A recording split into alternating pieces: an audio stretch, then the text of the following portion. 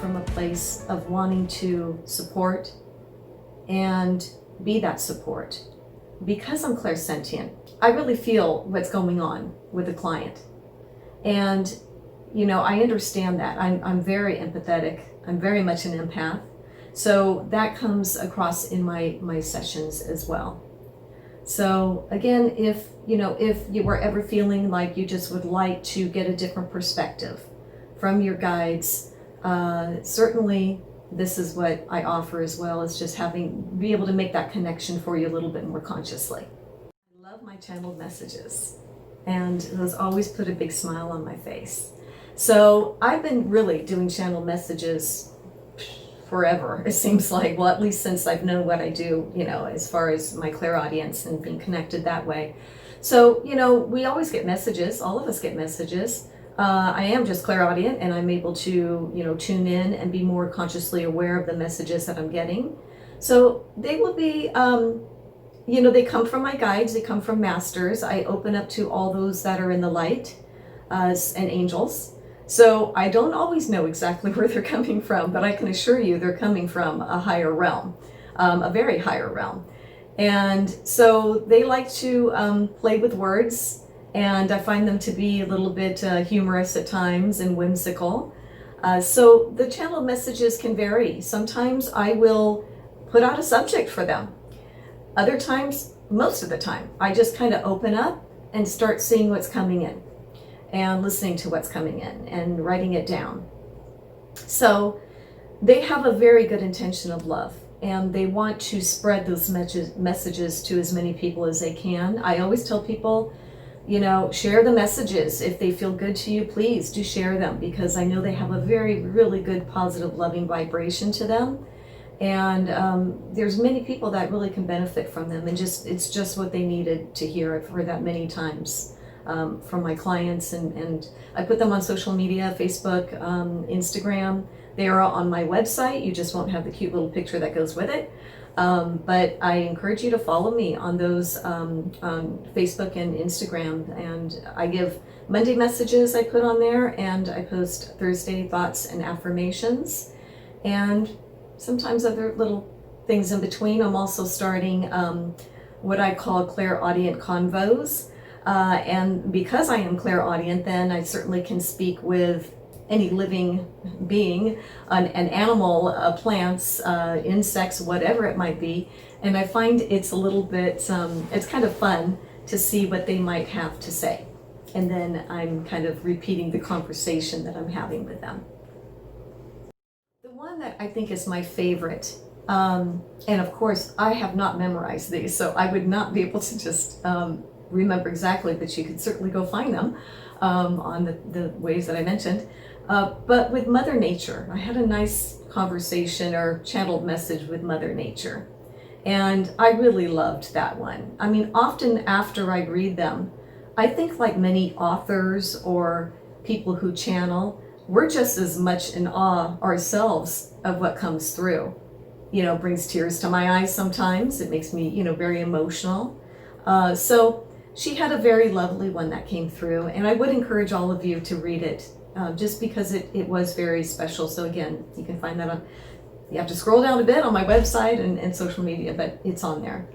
Take just a bit of time as I tune in, and we'll just see what comes up. I never quite know, but with the intention of tuning into my guides right now, Source, Masters.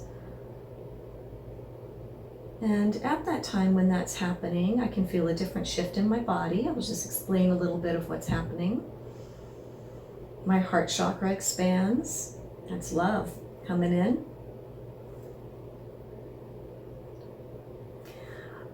First thing I'm hearing is thank you for coming. We are so grateful with this time for you. I would also like to add, often my guides, I allow them to come in and use my hand for expression. So you will see me do that. I'm in control the whole time. It's just a light trance channeling in a sense that I'm doing. So you might see that. We love you. We express our love to you. We know that you are in a deep desire of knowing,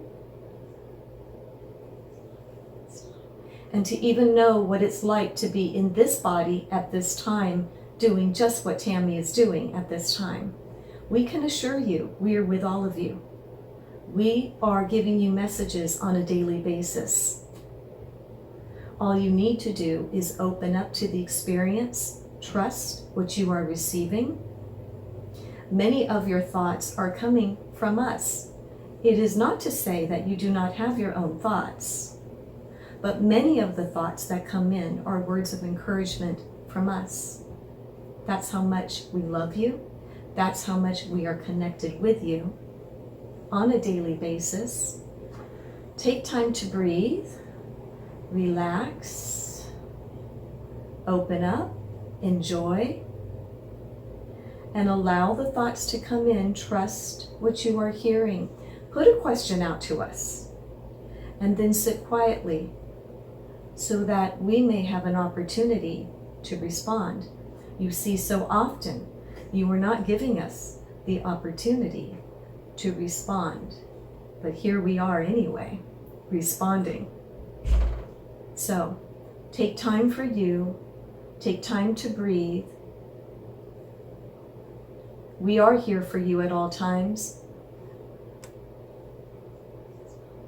They said we recommend that you listen to other people's advice as well, because other people, they are the ones that we are tapping on their shoulders to deliver the messages to you. It is not always just you listening and feeling frustrated because you can't receive or are not receiving. Open up to other people's suggestions and advice. Sometimes it comes that way as well. We tap on you often.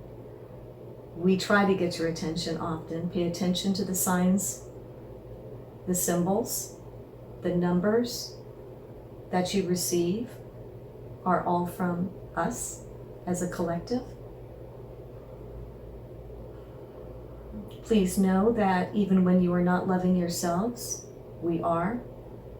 We love every single bit of you, even if you do not. And we remind you that you are capable of your own self-love. Pay attention to your dreams. We come in dreams. We bring symbols and messages in dreams as well. We leave you with those words. We're with you in love and light. Blessings. When they're needing some extra help, we all need help now and then, and there's nothing wrong with that. So I would say when somebody is wanting some more of that motivation and that help, it's another modality, to help yourself, right? It's another way to try it out. I think the most effective hypnotherapy sessions are when somebody, again, is very open to relaxation. I find that to be key. It doesn't mean it can't be, successful for somebody, but the ones who, especially are meditators or do a daily routine of just knowing how to go into that space, they really benefit because obviously it's easier for them to go under hypnosis and to be in that really nice, place we like you at as a hypnotherapist to help you with work with the suggestions and so forth. My hypnotherapy, I really enjoy working with clients that are interested more in self-motivation. So whether somebody is, needing to feel, a little bit more, in their power, right? It could be in work or whatever it might be. Or maybe somebody's dealing with anxiety and we work at some relaxation techniques and helping them feel a little bit more calm. But usually those are the kinds of typical clients I work with. And I do feel that it's beneficial for them just to have that sort of that routine that they set for themselves. Hypnotherapy is very much, not just the hypnotherapist helping you, but there's homework to do. But it's positive homework, and it means that you're taking time for yourself to listen to the recording that I make for you, and just to reinforce some of those suggestions. So it's definitely very beneficial, and mainly for those who are open to it and know that they want to work on it as well. I would say if they're just feeling very uncomfortable in the home and they can't figure out why, that is one of the reasons people will contact me and say, I don't know if I've got a spirit in here or what's going on that doesn't want to leave. Sometimes it can be just stuck energy that's in there, that's been left over. It can be negative energy that's been left over from a previous owner, or maybe even an argument that's just festering. So those are usually the typical reasons I go, and I will certainly look to see if there is any spirits. Sometimes there's not, and sometimes my guides will just say, well, we just need to clear out energy, because it's a collective of just this negative stuff sitting here. So I'll work on doing that through saging and doing house a blessing for the house. Okay, so spirit checks of buildings.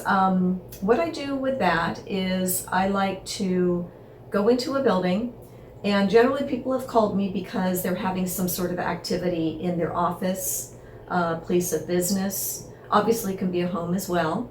So things could be moving around, things could be happening that they're just not understanding. So what I do when I go in is I tune in, I bring in my guides, of course, protection, and I'm seeing what I feel. If there is a spirit there, I will have a friendly conversation with it, and just have a conversation about why they're there and what their intention is. I might try to encourage them to go to the light. And often, they will be encouraged to do so. You'd be surprised that sometimes they just need a medium that's, not here or not there, but is here on earth, that they trust a little bit better. So I'm basically just doing that, and then I do a nice saging and blessing of the space. Sometimes they're very attached to where they're at. It could be that they have somebody that doesn't want to let them go. Somebody's very sad about that, so they feel an obligation to do so.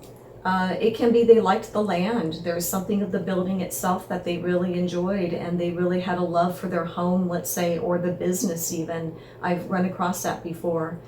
And so generally it's just sort of about an attachment. Sometimes a spirit can be a little bit fearful of crossing over because they don't know what to expect, or they did not have any kind of a spiritual or religious belief.